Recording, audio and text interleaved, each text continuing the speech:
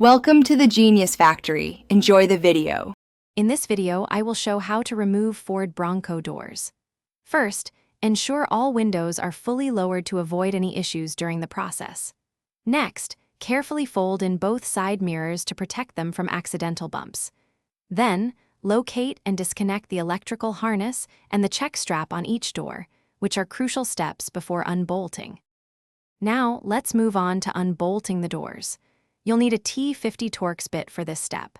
There are 2 hinge bolts on each door that secure it to the frame.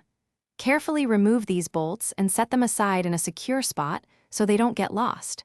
It's highly recommended to have a friend or helper assist you, as the doors can be quite heavy. With the bolts removed and your helper ready, it's time to lift the doors off.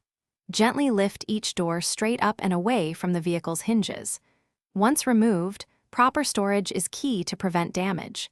Consider using a dedicated door storage stand or protective bags. Always avoid resting the doors on any painted surfaces to prevent scratches. When you're ready to put the doors back on, the process is essentially the reverse. Carefully align the door hinges with the vehicle's pins, lowering the door slowly into place.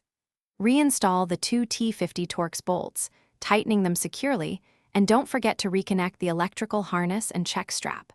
For more tips and great deals, including a link for darn tough socks with a lifetime warranty, check the description below this video.